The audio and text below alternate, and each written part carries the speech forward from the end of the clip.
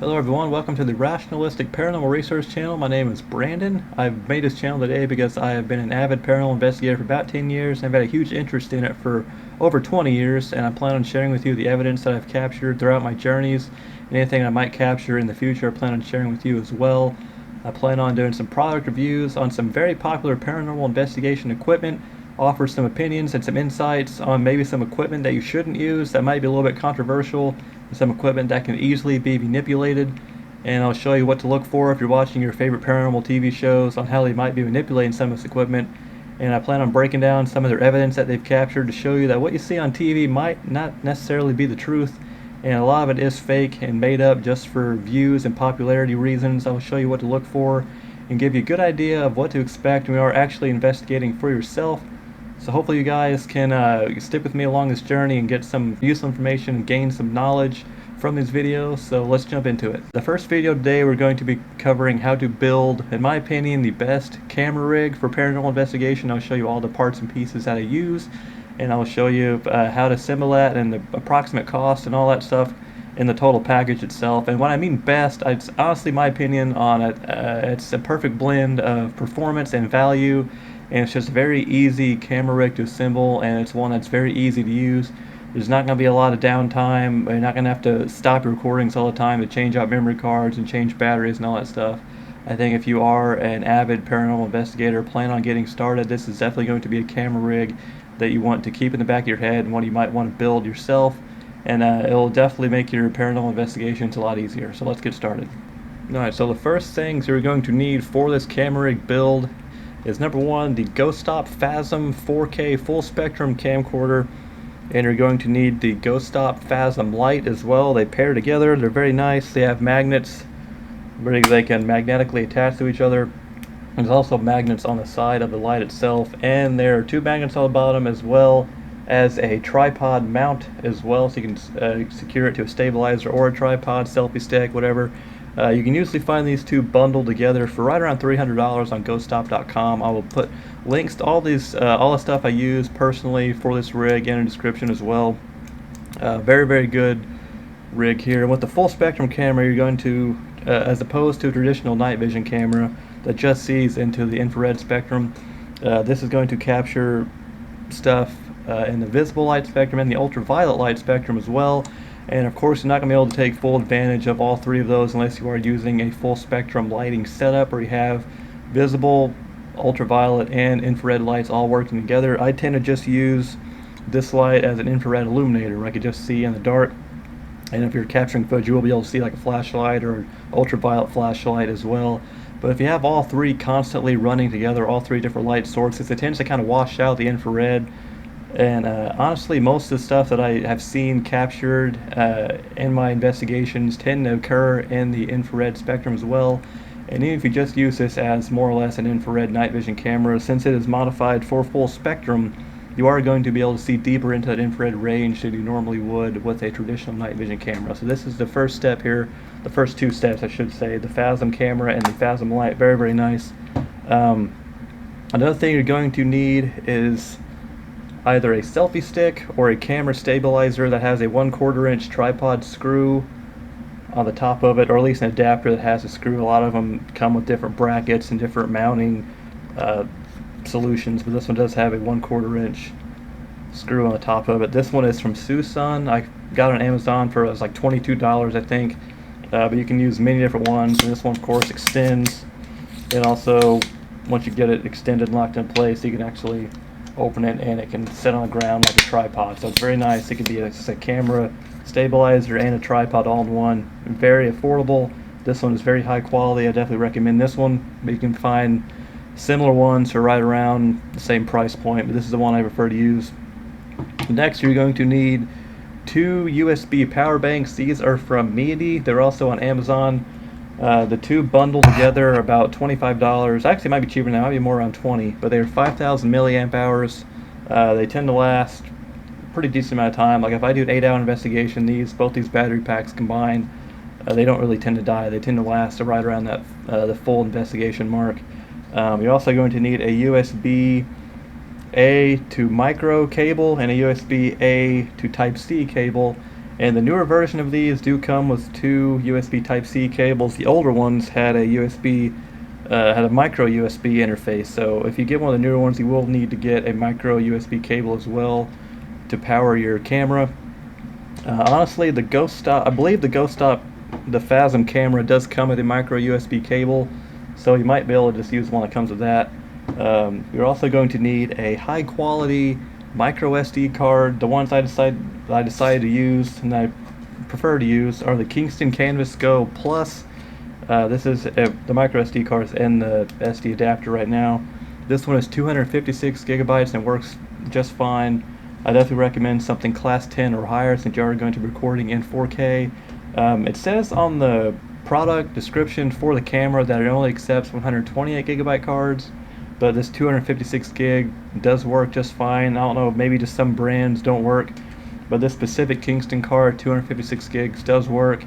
And if you record in the highest quality 4K, it will record for right around 9 hours before it fills up, which is great. You won't need to stop, pause, and you won't need to change memory cards out. It should just be, if you leave it running for 8 hours straight or whatever, for the typical length of investigation, it will last the entire time without any issues. And Kingston makes very, very good memory and make very good SD cards. It's a very, very good company. I definitely recommend Kingston SD cards over any of the other ones. And the last thing you don't necessarily need, but it's going to make your life a little bit easier, are magnetic tape strips. These are from Strongman Tools. Also got these on Amazon as well. They are out of stock at the moment as of the time of recording this video, but when they are in stock, they're right around the $20 range. And these use neodymium powder. They're very, very nice. They can hold a lot of weight, and it has genuine 3M tape on the back. It's not like cheap stuff, so it does stay stuck to the camera pack very, very well. I'll show you the camera packs, or the battery packs themselves are magnetic, so they do stick to the Phasm light, but they're not the most stable things in the world. They can kind of get dislodged and knocked off pretty easily, so that's why I decided to use the magnetic strips, because that is solid, that is not coming off. Again, not necessary, but definitely is going to make your life easier. So those are the parts and pieces that I use for this rig. Now I'm going to show you how to assemble it. Alright, so the first thing we're going to do is you're going to insert your micro SD card into the Phasm camera. I've already done so, but I'll show you how to do it. There's a little door on the bottom of the camera itself. You click that, you slide it down, I should say, and it opens up the door. And you'd put a camera battery here if you were to use one. We're not going to use a camera battery. And the micro SD card goes right behind the battery compartment there. You put that in, close the door up. Next, you will take the selfie stick and the Phasm light, and you will attach the light with the tripod adapter here, or the tripod mount, onto the selfie stick. And what I like to do is get it as tight as it could possibly go, without being too tight, obviously. And I like to have this adjuster knob on the stick facing the back of the light. That way it doesn't get in the way of the battery packs when they are attached to the light itself. So I'll start by getting this nice and tight on here. And I do have the adjuster knob unscrewed just a little bit on the selfie stick at first. So that's about as tight as it'll possibly go, where this will still be positioned where I want it. So from the rest of the way, I will actually adjust the little tension knob here on the selfie stick itself to finish securing it, and it's now as tight as I could possibly go. And this little adjuster knob is on the back out of the way. So from there, what you want to do is attach your camera. Very easy, just magnetic, pops it on top there. Very, very nice. And from there, you will attach your battery packs. This one right here is going to be powering the light itself. And again, I have the magnetic strips on here. You don't necessarily need them, but for me, I'd like to have them on there. It's a little bit more secure. So you attach this one to the right side. I guess from your point of view will be the left side of the Phasm light. It stays on there nice and solid, not going anywhere. And then the other one I will attach on the other side. This white one here is going to be powering the camera, black one is going to be powering the light. And this one, the white one, has the micro USB cable, so you'll plug that into the camera like so, and that is now ready to power the camera. And now this other one, the USB Type-C cable, will go into the back of the light itself. So now you're ready to go, your camera is powered, your light is powered, and if this is fully charged, the camera light, it will last probably about an hour or so if you have it the IR setting max full blast. But what I like to do, honestly, as this camera is now on, you can see that here. What I like to do is I like to have the camera battery completely fully charged. And honestly, I'll leave this unplugged just a little bit here, and I will just rely on the internal battery of the Phasm light itself. And then once it dies or starts to die, that's when I'll actually plug in the cable here, and it'll actually start using power, and it'll feed from the battery pack itself and keep the illuminator lit. So that is how you assemble, in my opinion, the best ghost hunting camera rig. It's very nice, very easy to use. You're not going to be having to stop to change batteries or change memory cards. You're going to get nice, clean 4K footage, and you can also set it down if you need to go take a break, or if you want to just set this stationary, you can set it down on the ground. Have a static camera sitting there like you would like a DVR camera or something like that. Very, very good. And of course, the only downside really to these action style cameras is not going to be able to zoom like you would on a traditional camcorder, but you are going to get a huge field of view, 270-degree angle field of view. So this is what the product description says on the website. Very, very good. And it's definitely this whole ease of access and just the whole ease of use aspect of this package is going to outweigh the zoom factor of a camcorder. And again, not the most expensive camera you can build. You can get like some really, really nice 4K Panasonic rigs, or like the camera itself with a nice IR illuminator for like a couple $1,000s, but that's not feasible for most people. If you have like a big production crew backing you or something like that, sure, you can go for that.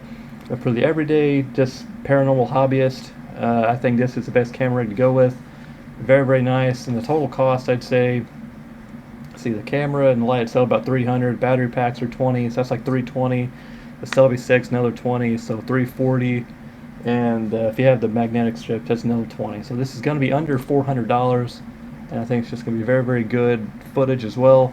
And on the next section here, I'll also show you how to configure your camera to get the best results in nighttime recording. Okay, so I do have the camera kind of set up here on a tripod, or I have the selfie stick extended into a tripod right now, and I'm going to show you how to configure the camera itself to get the most performance out of it in a low light or complete darkness situation. So use the top three buttons here to navigate. You're going to click the middle button twice to open the menu, and the first thing you're going to want to do is use the left button to navigate and go to camera settings. Right button is how you click and go further into the menu itself. And by default, this thing is going to have sounds if you're going through the menu, or it does have loop recording by default to a certain degree. So like every half hour or so, even if you have loop recording turned off, sometimes it will kind of pause or break up the file and start a new recording, and it will give off an audible beep. So you want to click on that. It's going to be kind of hard to see here on my phone camera here, but you can see the very top option there is shutter. Make sure that's off. See, it makes the shutter sound there. Make that turn off. Make the boot up noise. That's kind of personal preference, not that big a deal. But the beep itself, I would turn to off as well. And record audio, I want to have that set to on. It's gonna be hard to see again on my camera phone, or my phone camera here. Excuse me. Sorry about that. But record audio, of course, on. I want to record audio. Back out of the menu here, and the next thing I want to do, back out of the menu again. You want to go to video settings. This is where you're going to configure the more important stuff here. And the first one is going to be resolution. Again, it's kind of hard to see here, but you can see at the very top is resolution. So I'll go back to that. And resolution, click on it. And the very top one, again, you can't see it here because my phone does not like me right now. But the very top one is going to be 3840 by 2160p, 30 FPS, which is 4K 30. Make sure that is highlighted, and you want to scroll down here, turn loop recording off. Do not want that on there at all. It's going to just kind of be a pain, and it's going to have like 7,000 files in your microSD folder, so you don't want that. And the next thing you want to do is go down to video quality, and the very top one is going to be high, so of course you want that one set as the priority. And this next one is going to be kind of personal preference, exposure value. By default, it stays at 0 plus 0, which is going to be just normal standard. If you have a very good infrared illuminator, having the exposure value set to 0 is going to be fine. But if you have a lower quality infrared illuminator like the one built into the Phasm camera itself, I did not mention that earlier, but it does have a built-in infrared illuminator. It only has a distance of like 5 to 10 feet maybe. If you have a lower quality one like that, you would want to set the exposure value to +2. The higher the exposure value, the more light is allowed to pass through the lens. So you're going to have a more brightly lit image, and it's just going to be better for that. But if you do have a really good infrared illuminator, if you have the exposure value set all the way to like +2, example for this one, it can kind of wash out the image just a little bit, make it a little bit too bright. So it's all going to be personal preference. You guys can kind of play with that and adjust accordingly to your preference. So those are going to be the main settings here to get it to record at its highest quality and its most efficient state here, more or less, in low light or complete darkness situations. So back out of the menu here. The next thing you would do is turn on your Phasm light here, and I have it set to where only the infrared slider is activated. I have it set all the way to the top here. I'll redo that. So infrared light is on, UV is off, visible light is off, and I have the slider here set all the way to the right for 100% brightness on the infrared setting. Again, if you want to make full use of the full spectrum capabilities, if you want to have the UV light on and a visible light on as well, you can do that. But for me, it kind of tends to wash out the image, so I like to have just the infrared on, 100% max brightness if I'm like walking around the house. But have it set stationary. You can kind of have the slider down just a little bit. It's to still keep your subject matter properly lit, and it's going to make your battery life last just a little bit longer. So tonight, when it gets darker, I will kind of wander around my apartment in the dark, and I will show you some sample footage, and I'll also play around with the infrared, UV, and visible light all on together, so you can kind of get a sense of how that's going to look. Okay, so this is a test of the camera with the infrared light set up all the way to max. It's completely pitch black in here. It's nighttime. You can kind of see outside here of my apartment complex, if I can see that, but it's completely dark in here. And this infrared light just does a very good job. You can see my cat there on the floor. Hello. Sorry for the clutter here. Ignore all that. Pretend it doesn't exist. But this is how it looks right now. And just for a comparison here, I'm going to show you what it would look like if you had the infrared light turned completely off with the onboard infrared light from the camera itself being activated. So I'll show you that right now. So right now, that is what it looks like with just the onboard infrared light from the Phasm camera, not the Phasm light at all. As you can see, it's not very good at all. This would definitely be a situation where you would want to have that exposure value bumped up all the way to +2 to allow more light to come in and make it kind of brighten things up a little bit. So that's an example for that. Alright, so now we're back with the infrared light on. I'm also going to play around and show you the full capability of the full spectrum lighting here. I'm going to turn on the ultraviolet setting as well. Now the ultraviolet light is on. It's kind of hard to see on the camera itself here, but I'll also put on a visible light as well. There's a few different colors to choose from. If you are going to use this as a full spectrum setup completely, I would definitely recommend using a light that's not going to be too harsh to the eyes in complete darkness, such as like a red or a green. I would not want to use anything other than that. I think those probably the two best. I think green's probably the perfect color for this. Again, it's not going to show up that well on the actual footage, but if you were to in person, you would see more of those two lights together. But personally, I do not like using them. I prefer just to have the infrared on and no ultraviolet or visible light. So this is what it would look like with the exposure value set to 0. Hopefully this guys give you a good idea of what to expect if you were to use this rig, and just how well it does light up a very dark room. So that'll do it. That is how you build, and what my opinion is the best ghost hunting camera rig you can get right now. It's the best bang for your buck. It's a perfect blend of performance and value. If you don't have thousands and thousands of dollars to spend to get a professional camera rig set up, this is going to be the best bet for just the everyday paranormal investigator, the everyday hobbyist. Very good bang for your buck. One thing I will recommend is the camera microphone is okay on the Phasm camera. It's not the greatest thing in the world. It definitely does get the job done. It is sufficient, but I do recommend having a high quality digital voice recorder as well if you want to capture some EVPs and some more ambient sounds that might be a little bit further away. In my next video, I will show you what I believe is the best EVP recorder for paranormal investigations, the best digital recorder. It's one that not a lot of people have used. I think you'll get some enjoyment and some knowledge out of that video as well. Thanks again for watching this video. Hopefully you guys can pick up this rig for yourself and give it a whirl out in the paranormal field. Let me know down in the comments if you have this rig, if you have a similar one. Let me know what your preferred rig is. And if you decide to build this one and give it a go and enjoy it, let me know about that as well. Thanks again for the support and watch this video. I'll see you in the next one.